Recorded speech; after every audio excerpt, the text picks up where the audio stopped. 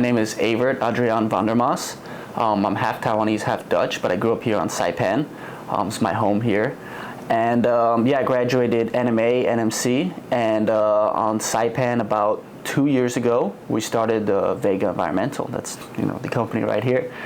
This is between me, my brother, and my partner Scott. So the three of us started this company together. We're on Saipan, Tinian, Rota, and Guam as well. So all the islands. We're trying to spread out through the Pacific to, we're looking at projects in the Marshall Islands, Palau, Yap, Chuuk, all these places in the Pacific. We want to bring the Pacific together. With Vega Environmental, it's an environmental consulting company. Now, what we do is we manage a lot of hazardous waste. That's been the big thing that we've done. With hazardous waste, the problem is on these islands, the islands are so small, we have so much waste that we're not able to put in a landfill. This is stuff like oil, coolant, batteries, these things that they won't accept because it's too hazardous. So now what we have to do is we have to dispose of these waste off island, right? And these are kind of like issues that are peculiar only to our islands because the space is so limited. And then in the States or the mainland, there's a lot of places that will take the waste and dispose of it. So what we have to do is we have to ship it out. And the problem with that is it's so expensive. Now we're just looking at ways to, make the cost easier, be able to store the waste or handle the waste here. But the biggest issue is, we're trying to get it more affordable so that people are not dumping it illegally. It's an open secret that people take this waste, especially auto shops or smaller companies that can't afford to get rid of a drum of waste.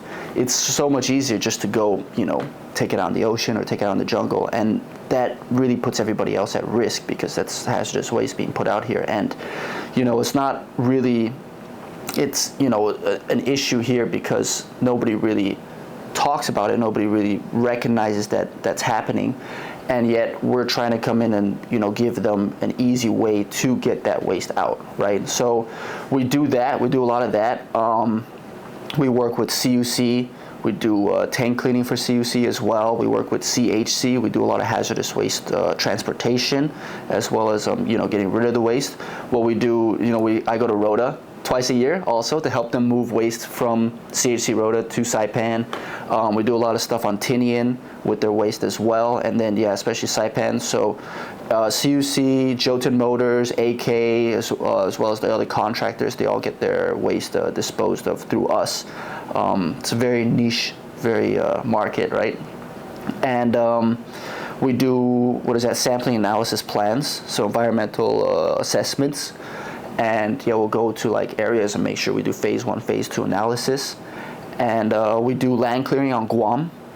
Currently we have 25 guys on Guam clearing land. My brother's there, helping manage them. So we have, 25 local guys from Saipan who are getting, good wages out on Guam. So that's, our help to the economy as well, trying to get people hired, trying to get work.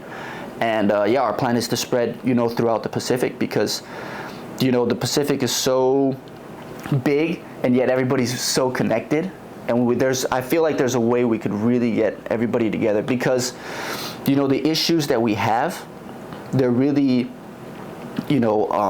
for our issues. When I went, so like you, I grew up here and then I moved to Taiwan, learned about business, and then came back last year.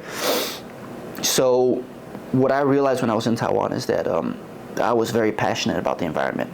And when you go to a city or you go to a larger place, it seems like they're not as passionate because they don't see what's happening firsthand. Like for us on the islands, you look outside, you'll see that the changes are happening. We're on the forefront of climate change. When I first grew up here, there wasn't trash showing up on our beaches from off island. Now there's trash coming in from Asia that's just washing up on our shores. We're taking in their trash that's just washing up, and it's not it's so sad to see.